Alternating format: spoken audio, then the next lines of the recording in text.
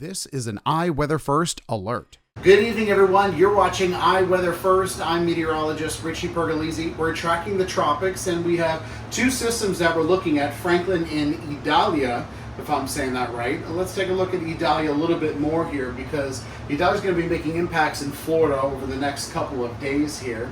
And we can see we have new hurricane warnings in effect now, all the way around from the Panhandle down through Tampa. We also have tropical storm warnings going all the way down to southwest Florida here as we anticipate Idalia's arrival. We can see here on the visible satellite, right now winds are at 70 miles per hour sustained, moving north at 9, and the pressure dropped down today to a 937 millibars. So as the pressure drops, the storm becomes more intense here. And we could also see on the water vapor satellite imagery that we could start to see that little circulation going on that we usually see with a textbook sized tropical storm here.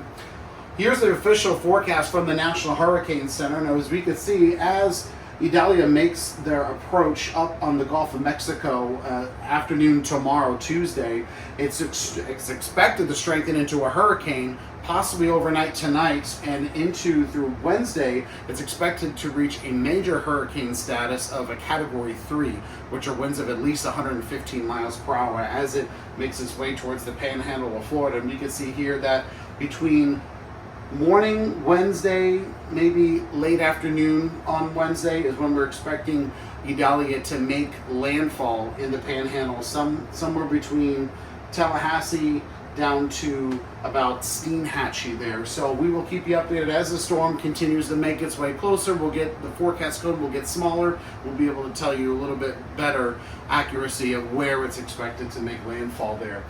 These are the impacts from Idalia. These are the earliest arrival times. So this is when we can expect conditions to start going downhill. We're looking at about Tuesday through to the afternoon through Tuesday evening is when those tropical storm force winds will start kicking up.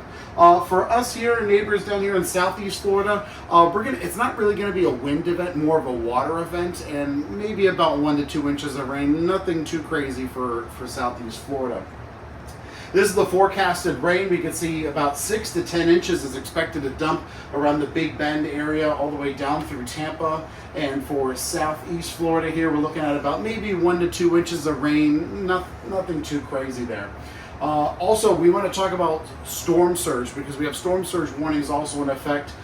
These models are expecting storm surges up 8 to 12 feet between Tallahassee all the way down through Steenhatchee, and about 2 to 5, 8 to 12 feet along Tampa there, and all the way down southwest Florida about 1 to 4 feet.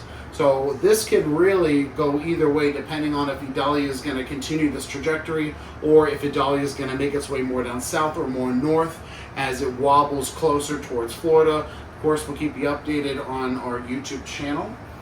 So these are the impacts for northwest Florida, the Panhandle. We're going to be expecting heavy rain, strong wind gusts. The potential is isolated for waterspouts and tornadoes, coastal flooding, high surf, and of course beach erosion. So just stay with us online here on iWeather First on our YouTube channel. We'll keep you updated as we get more forecasts coming in.